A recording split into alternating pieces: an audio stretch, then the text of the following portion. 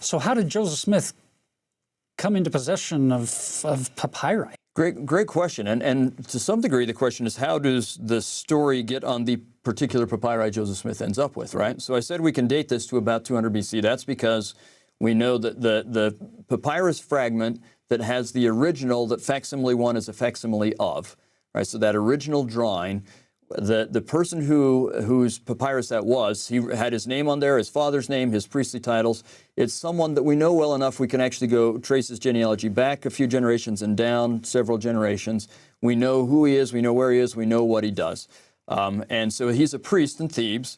Interestingly enough, a priest in Thebes who is interested in rituals that have to do with slaying people who disrupt the religious order of things, interested in rituals that protect people, that protect people, interested in creation accounts and astronomy, all of which is in the book of Abraham, all right? there. So, and we know he has a role in all of those things. So it would make sense he's interested in the book of Abraham. We also know that priests in Thebes at the same time period where he was a priest in Thebes are collecting stories about Greek gods, Mesopotamian gods, Jewish God, and Jewish characters. We know they collected stories about Abraham and Moses. So it would be no surprise that he might be interested in a text that's a story about Abraham that touches on all these things.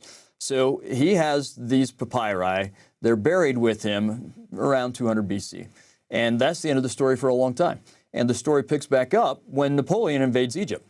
And as Napoleon invades Egypt, the Egypt has really been closed to the Western world for a very long time. It's part of the Ottoman Empire. The British helped the ally with the Ottomans to go kick the French out of Egypt because the British and the French are fighting each other anywhere they can find the chance. So they kick them out, but suddenly Egypt is open to Westerners. And you get a whole bunch of people who are working for, say, the British government and the French government in particular, but other governments as well, European countries, that are going into Egypt and getting antiquities and just bringing them out. So some of the guys that are doing this is when we get the big collection in the British Museum, in the Louvre, in the Turin Museum, and the Berlin Museum. And some of the characters that are involved in getting the collection that's in the Louvre and the Turin Museum, also, one of them is named Antonio Lebelo. And he also has a time period where he's selling things just as an individual rather than to these governments and so on. And so he has a collection of mummies and papyri that he's shipping home to be sold. He dies, but they end up being shipped to America, and someone buys them in America, and they take them around, and they're showing them in town to town, charging people 25 cents to come see them. And after a while of doing that, they seem to have made the money they're going to make. They're kind of trying to unload these things, and so they start selling off the mummies. And eventually it gets down to 4 mummies and a couple of large scrolls and fragments of papyrus. And this makes its way to Kirtland, where Joseph Smith sees them, feels very impressed that they should acquire the papyri. They won't sell the mummies separate from the papyri, so he raises the funds. This is 1835. July of 1835 in Kirtland, he raises the funds, and they purchase the papyri and the mummies. So that's how we end up with them.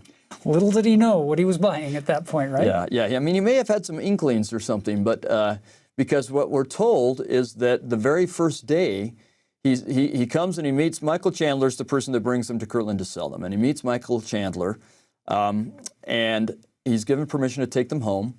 And he looks at them, and he comes back the next day, and he's got quite a bit of translation done already. Oliver Cowdery reads from the translation. And so he may have had an inkling. I don't know what part he's reading from. I don't know if he's translated the Book of Abraham part or the book. We just don't know. Which we know scroll? Somewhere in there, he says he learns that the writings of Abraham and of Joseph are on the papyri. I don't know if that's the first day or 2 days later. I just don't know. We don't have enough information to tell. And again, that's one of the things I would stress, that there are a lot of elements of this story that we don't know, and that's worth keeping track of. Which is important because sometimes you read antagonistic things about the Book of Abraham, and often they're straw man arguments that are being made where they'll make a claim, the premise of which is not true, and then they'll draw the conclusions of, see, it's all It's like you can't make many of the claims that are being made. Yeah, no, you're right. They're almost all based on false assumptions. Yeah. Right? So, and some of that becomes apparent as we go through kind of the story, right? So Joseph translates quite a bit, and maybe all, and maybe even more than what we have in Kirtland. We're not sure whether it's part, all, or more. And he does that just through the end of 1835. Then nothing happens on them for a long time. Eventually, there's some fun stories involved in here, but they eventually make their way to Nauvoo, as Joseph does. And in 1842, he's ready to publish them because he becomes the editor of the Times and Seasons, and he uses that opportunity to publish the Book of Abraham. He may do a little bit more translating then, or it may be kind of translating as a form of revising. I suspect, I don't know, we really can't tell, but I suspect he translated everything we have and probably more in 1835, but maybe not. And that what's happening in 1842 is some revising and insertion of Hebrew that he's learned in the meantime and so on. In the end, we can't tell. But he publishes it in 1842. And he always says he wants to publish more, but he never gets around to it. And if it feels to you like Abraham chapter 5 ends in the middle, that's because it does. Right? He's not done. It's not the end of the book. There's more. That's just how far he got published at that point. When Joseph dies, his mother continues to show the mummies and papyri for a fee. She's been doing that since Quincy. While Joseph was in Liberty Jail, she was doing that. And that's how she supported herself for all these years. And she continues to do that. When she passes away, Emma sells them to a man named Abel Combs, who sells the mummies and the two rolls. There's a large roll and a shorter roll, but they're both fairly large. Sells those to the St. Louis Museum, who shows them for a while. Then they sell them to a museum in Chicago, and they show them for a while. And then the Great Chicago Fire happens, and they burn. Yeah, the mummies and papyri burn. Well, we only know of 2 mummies there. We don't know what happened to the other 2 mummies. So, I mean, if you find them, I'd be interested in knowing. But anyway. And for a long time, we thought that was all of them. That was all of the papyri, everything that they had. But it turns out that wasn't the case. It turns out that Abel Combs, the man who bought them from Emma Smith, he'd given some mounted fragments. So there were some fragments that had been cut off, presumably because they were on the outside of these scrolls. We don't know for sure, but often you cut, that's the part that gets worn the most, the outermost winding. And so it may be that they're cut from the scrolls, but one way or the other, they're fairly damaged, and so they've been cut off. They've been glued to paper and mounted under glass. And he seems to have given those fragments to his housekeeper, I presume as payment. I don't know. She never gets anything out of them. Her daughter inherits them. Her daughter tries to sell them to the Metropolitan Museum in New York. Initially, they're not interested, but later on they are interested, like 20 years later. And so they work with her son to acquire these papyri, and they do.